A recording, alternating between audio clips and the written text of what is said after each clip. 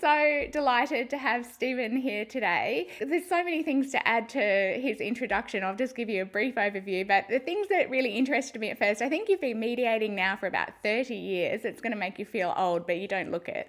And you've got a black belt in Aikido, a purple belt in Jiu-Jitsu. You're also an ICF certified coach, and also faculty at George Mason, where I am an affiliate scholar.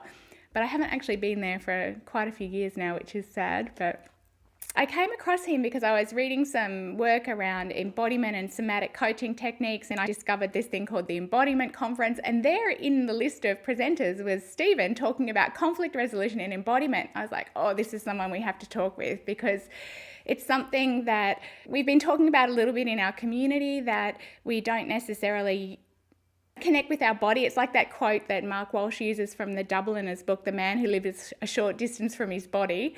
And I think that connected with everybody. Everybody kind of got that sense. And so I'm really, really excited to hear a little bit from you today. We've already had a really long chat that wasn't recorded.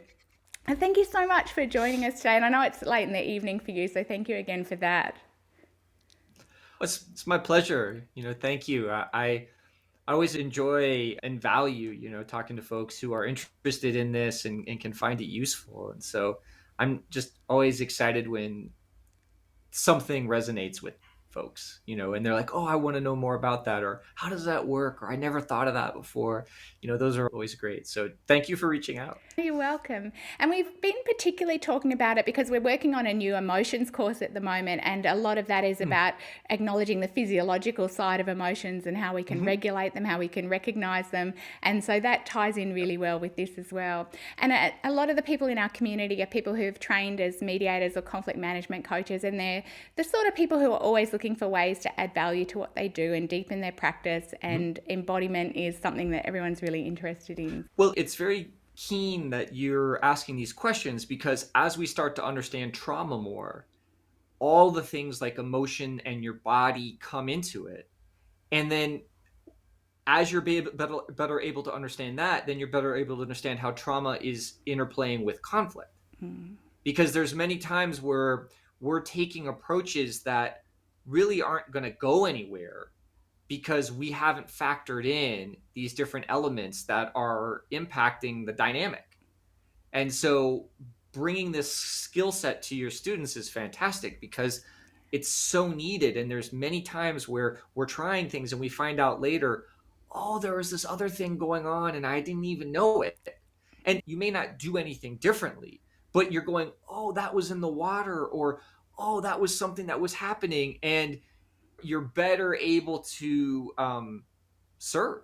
Another theme we've spoken about a lot in recent months is being aware of the context, and being aware that whatever we do with the client or the clients in front of us has ripple effects into the context. And there was another beautiful quote that our body is the primary context in which we work. And that was the kind of an epiphany way of thinking about it. There's just context really physically part of us that we don't pay any attention to. And what can we learn from paying attention to that context?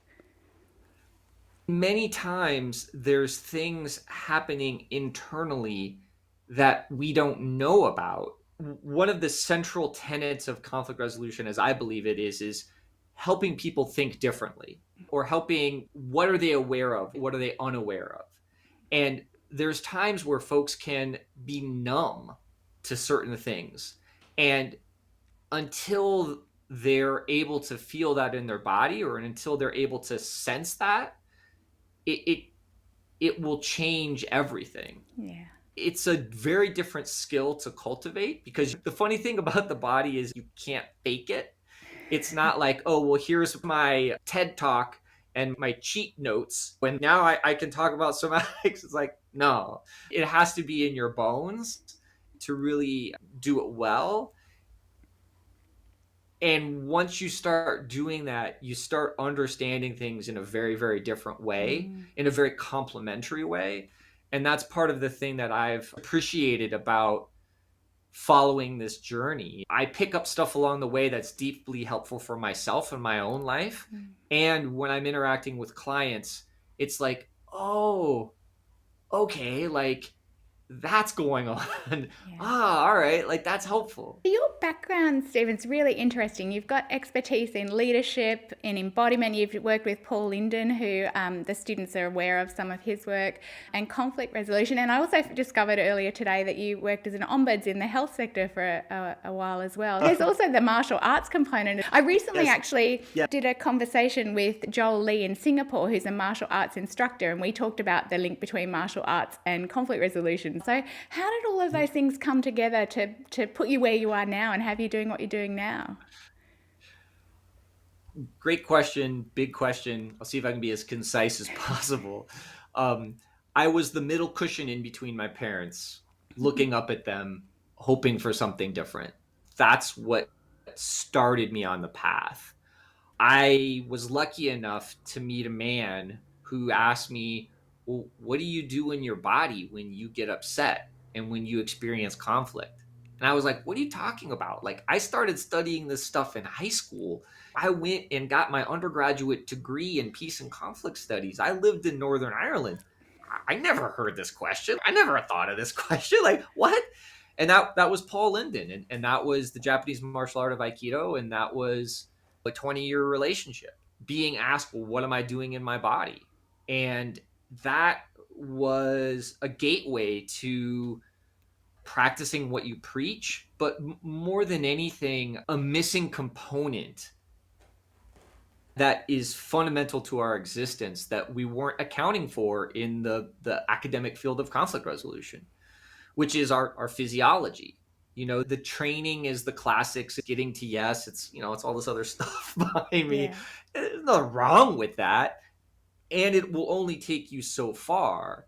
And so martial arts, I started off in Aikido, and that was basically like an awareness building practice is one of the big benefits, where you're cultivating a very high level of sensitivity, but it's also like what's happening in me. Am I tense, am I tight, so on and so forth. And without going into like a huge other detour, I'm just going to stop because there's a lot there, but that's a sense of it. Yeah. It's funny, isn't it? I moved from being a lawyer to being a mediator, and I noticed that shift from in the legal profession. It's about no emotions. It's just rational. It's just what the material facts, the legal issues, and then you get into mediation, and it's like, no, we can talk about emotions a little bit. We need to reframe them, and kind of get the toxicity out of them. But we'll acknowledge that emotions are important. And it sounds like this is sort of the next step on that spectrum of let's acknowledge those things, but let's also look at the physiological. Let's have a look at what our body can contribute. It's interesting you say that because I've realized that I don't want them to filter how they feel. Yeah. It comes down to how far does the client want to go? If the client is in the midst of a legal dispute and wants the legal dispute to end, then some of that stuff they don't really want to get into, right? Like how upset they are and whatever else. They usually just want a number, and they want a number or a set of terms that they're happy with. Great, you get your number, fantastic. I'm the guy that wants to go to the source, not the symptom. Uh-huh. And so those things around emotions and all those other elements are what I found. If you really dig underneath that, you're moving 2 to 3 steps ahead in strengthening the relationship. If they can say those things, if they can give that direct feedback, if they can be that vulnerable, you're moving so much more quickly, especially in a workplace scenario. In the States, we have a great resignation where people just left. They're like, I don't want to work here. And having those deeply honest conversations are great accelerators of, do I have a chance to advance here? Is this the right job for me? Should I stay? Do I have anything else better? There's times where that sounds great. In the States, we call it champagne dreams and a Kool-Aid pocketbook. That's a great aspiration, but doesn't work out that way. In And Australia, we'd say champagne dreams and a beer budget. there we go. All of those things tie into it. I've found that if you look at things like structural racism, the early conflict resolution stuff in the 90s that I was exposed to was very, very much white Anglo-Saxon Protestant.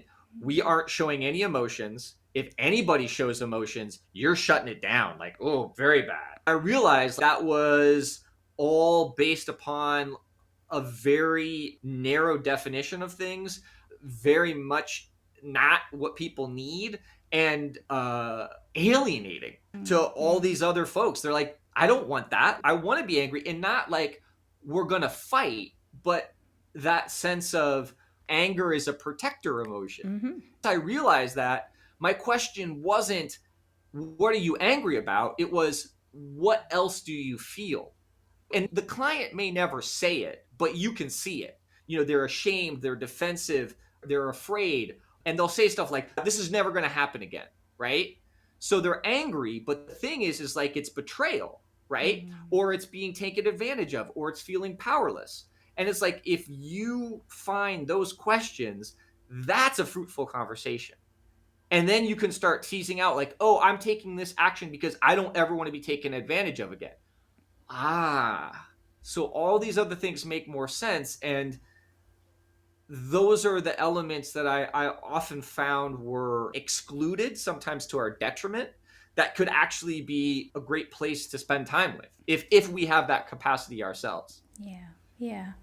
And bringing the body into that, when we talk about embodied peacemaking or embodied conflict resolution, it's more than just body language, isn't it? I mean, we're all sort of taught to recognize body language. We kind of know what angry looks like and what insecure looks like, but it's more than that, isn't it?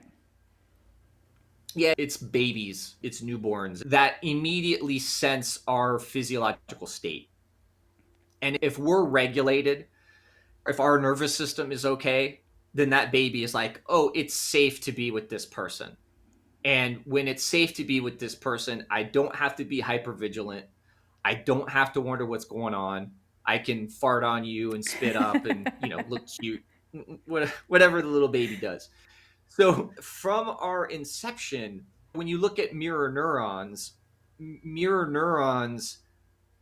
are so hardwired into how we interact, and we don't even know it. We don't even notice it. Emotions are contagious, right? Sometimes the HR person will be like, oh, morale is low, right? And they're like, Susie, she's the ringleader, and they don't want it to spread.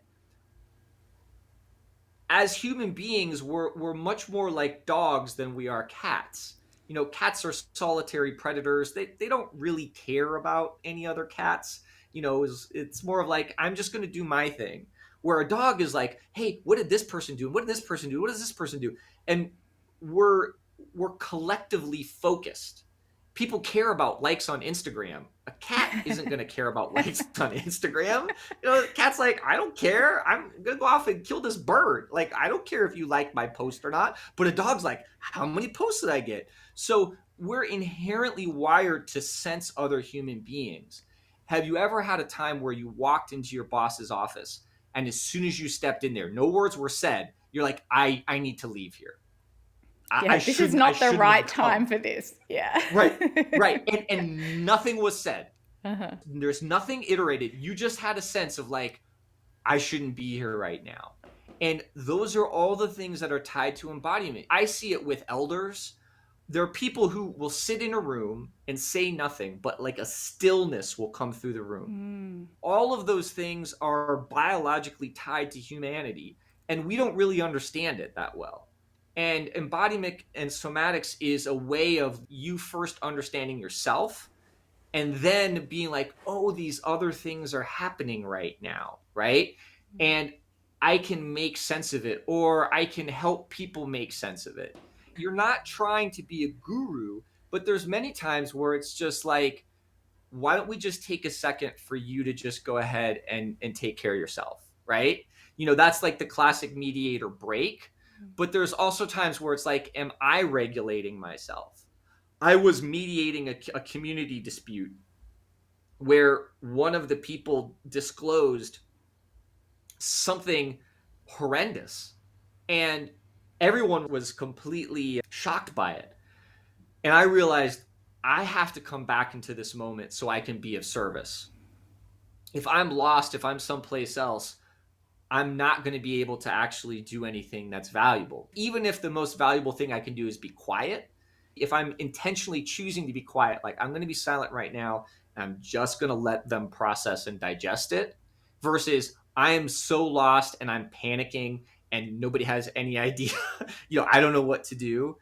That that was me starting to build my own capacity for how I handled charge, how I handled high intensity conflicts, and in a sense, how my own trauma influenced my behavior.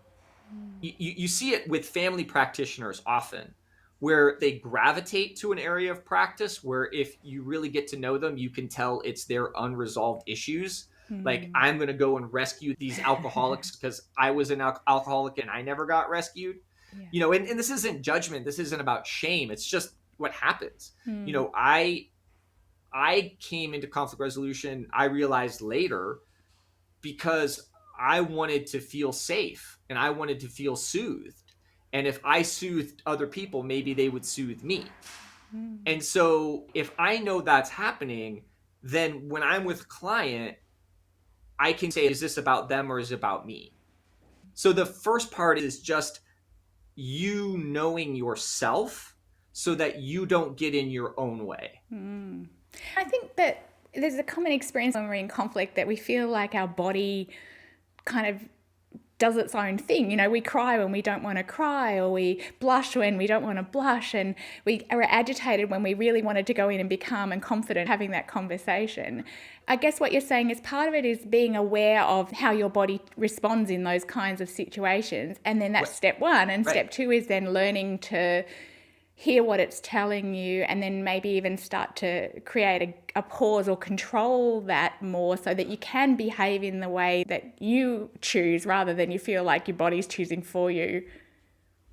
The piece that I really want to make sure we're very intentional about is that when those things are happening, your body's trying to say something. Mm-hmm. You're trying to avoid it, right? It's like, I really want to cry because I feel so deeply betrayed. But because of professional decorum or whatever, I'm not allowed to do that. Part of the thing that we have to remember about trauma is that in many times, all trauma wants to do is discharge whatever is in the system, letting it be fully expressed and not stay within the system.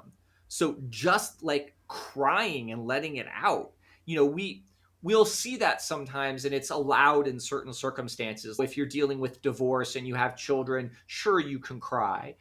Oh, you shouldn't cry in the workplace. And I'm just used to people crying around me, so I'm like, if you need to cry, it's okay. It's not therapy. We're not in a therapeutic sense.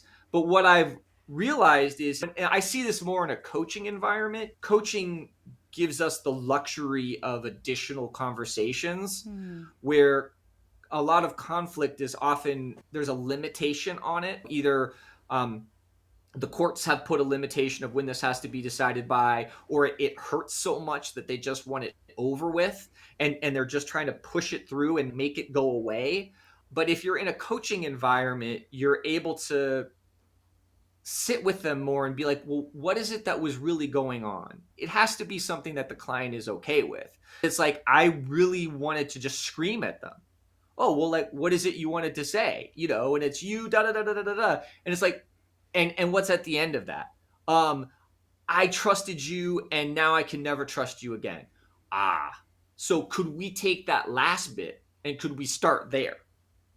All right. Because there's all this wisdom that's inside you. I've done hundreds of employment dispute complaints in the federal government process, which is horribly slow.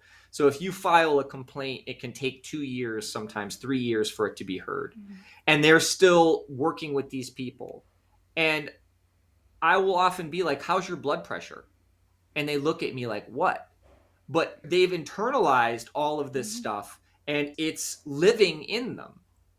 And so helping them see that this is the cost or consequences for carrying this on can be, it's like you have the opportunity to release this if you want it, right? You don't have to carry it anymore. Yeah.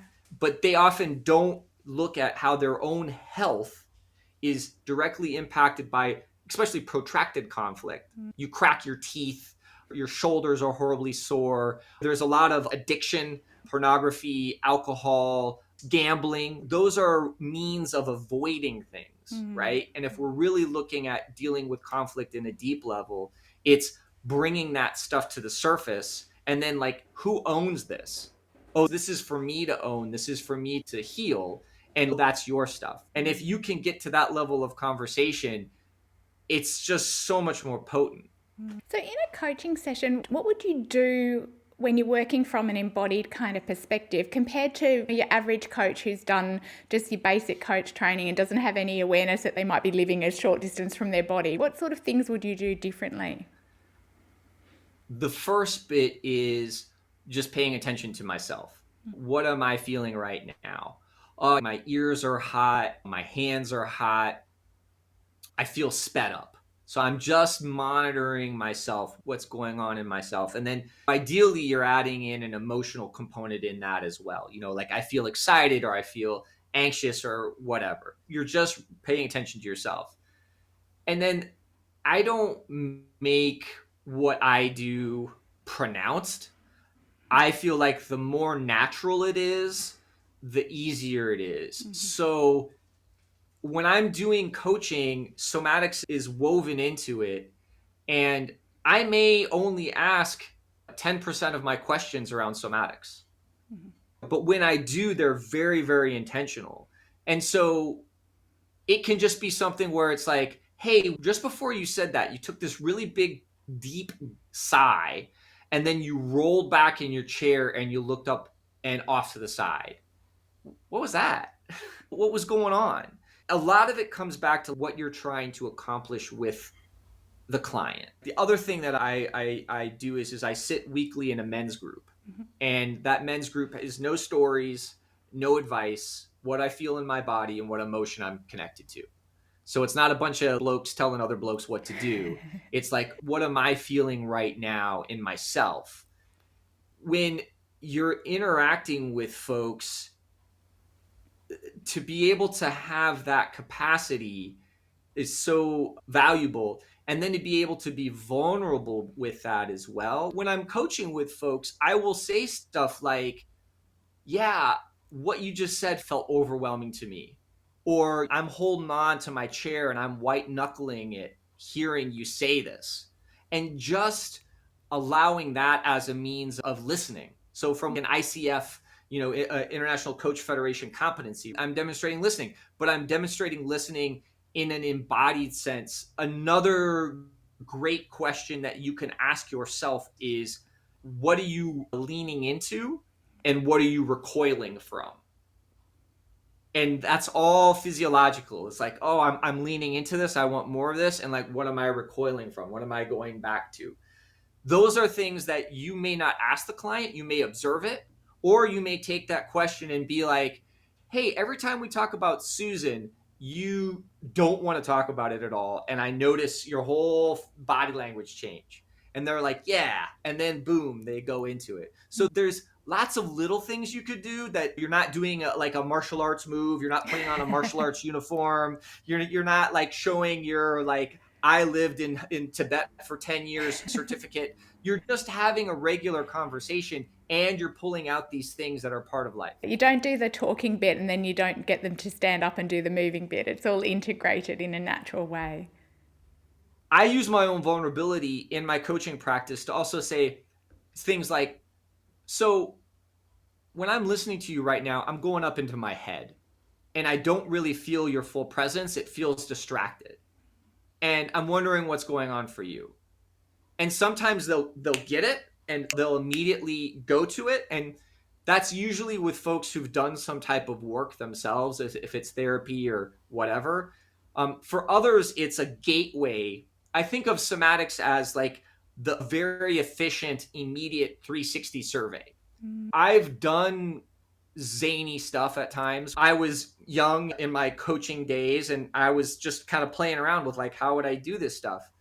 And I'm just giving this as an example. I don't want anyone to think they'll do it, but I want to show you how quickly you can get feedback that the client can't argue with, the client knows is true, and helps the client with their goals.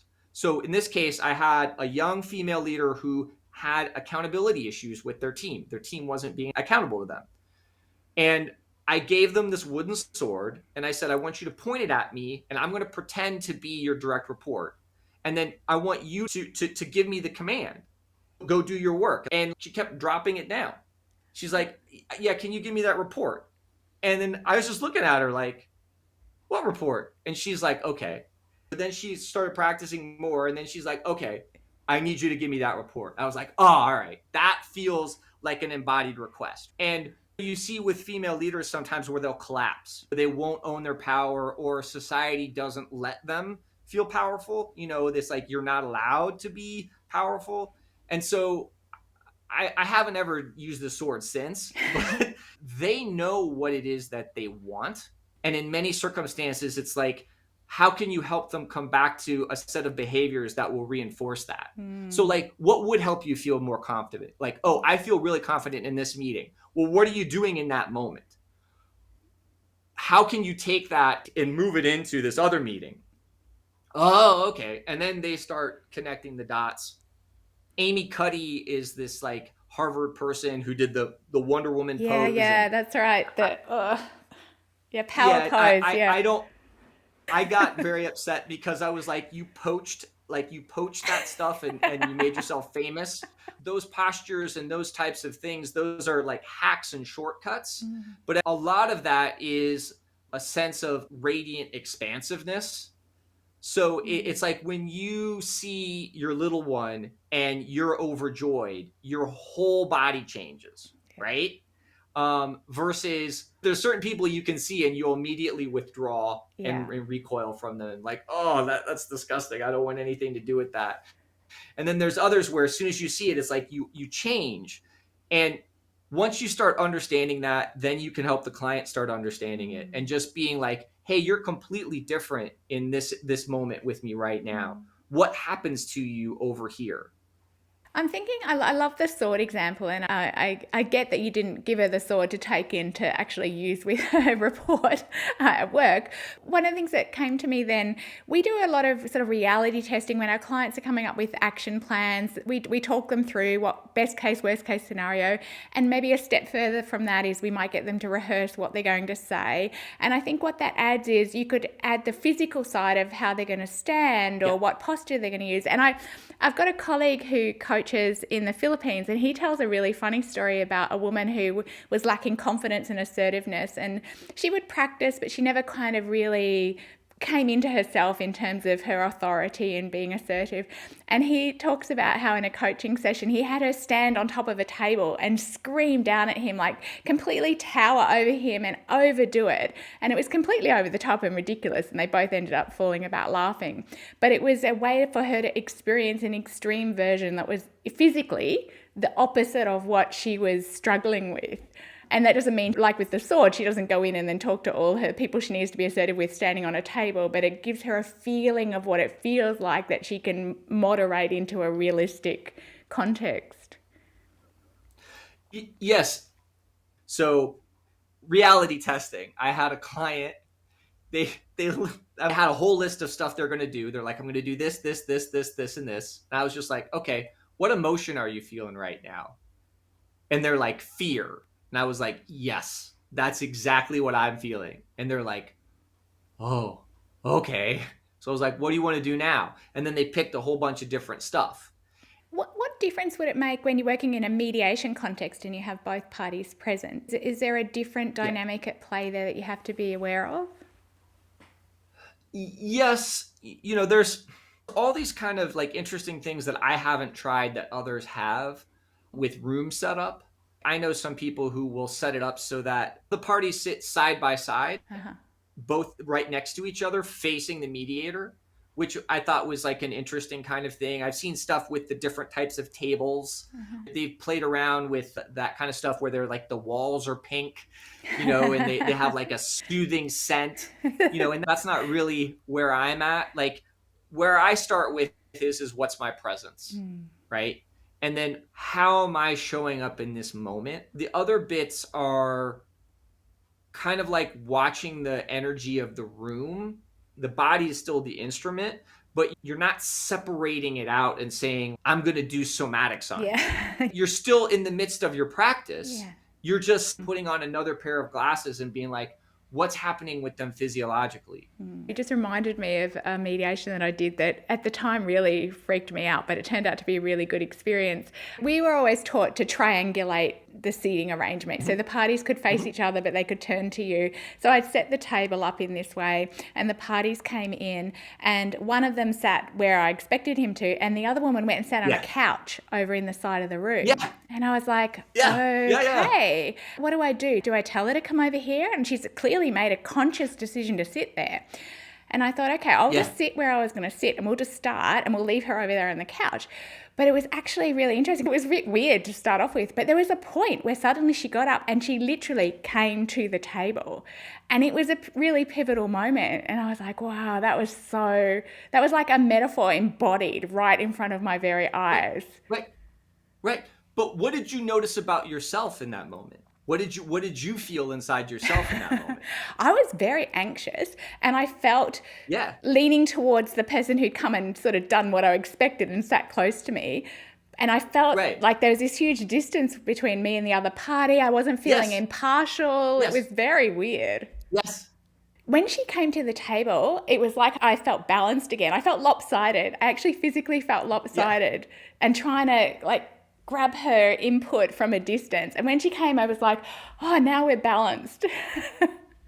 Prior to her coming to the table, what changed in you?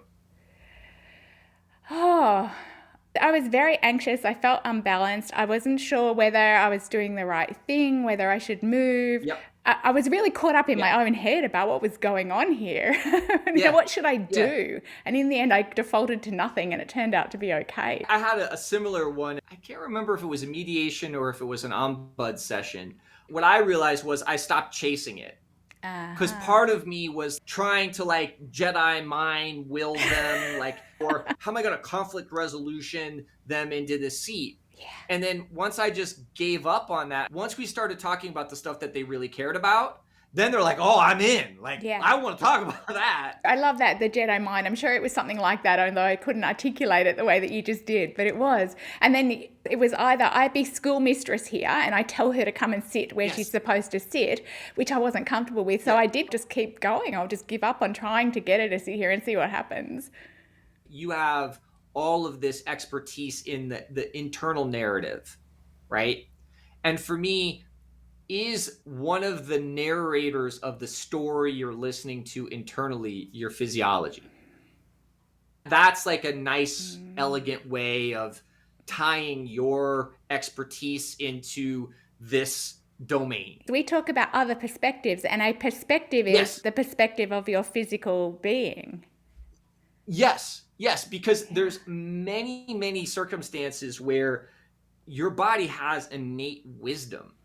Constantly in conflict resolution is are all the voices here? Do we have all the right voices in the room? Yeah. It's a consistent companion, and it doesn't have to dominate. If you notice it in yourself, then it's easier for you to notice it someplace else. If you're oblivious to yourself, you're not going to see it someplace else. I keep having that Gandhi quote come up in my head, that be the change that you want to be. And I'm thinking it's not just think of the change that you want, it's actually be it. No. That's kind of the big picture, isn't it? Well, this is the bit that I want to come back to. When I teach this material, especially for practitioners, coaches, conflict resolution folks, you want to have your physiology and your physiological state not add to the charge of the room subconsciously. I wonder if you could give some general advice about if people want to know more about this. I mean, obviously they can contact you. That's a really good first step. But are there particular resources or people? I know Paul Linden and Mark Walsh are two people whose names come up a lot in this field. Where would you suggest people go to find out more?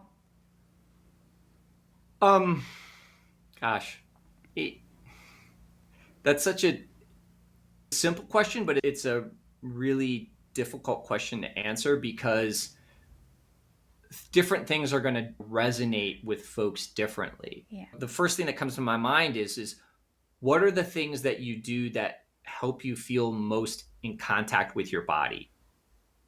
And if you can't answer that question, it's where are your feet? Where are your feet right now? And then what part of your feet are touching the floor?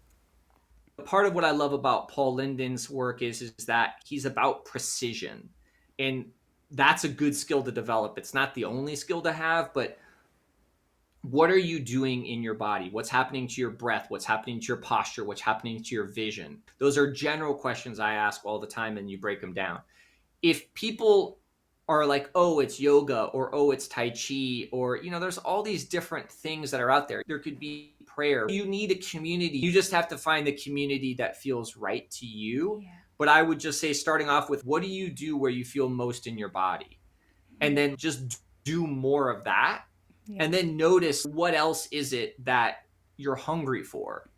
And that's an easier way of going into it versus like, oh, sign up for my e-course, www.stephenteachesyouembodiment.com. Like, I don't have one of those because that's not how it works, right? It's no different than building any other skill. It's repetition, it's good instruction, it's practice. Yeah. Such great advice. Stephen, thank you so much for your time today. It feels like that hour went in about 5 minutes, but it was really great of you to spend the time with us. I'm sure everyone's going to be really interested in hearing from you. I'll make sure that they have your website so that they know where to find out more. I just applaud you all for having this interest. Thank you so much.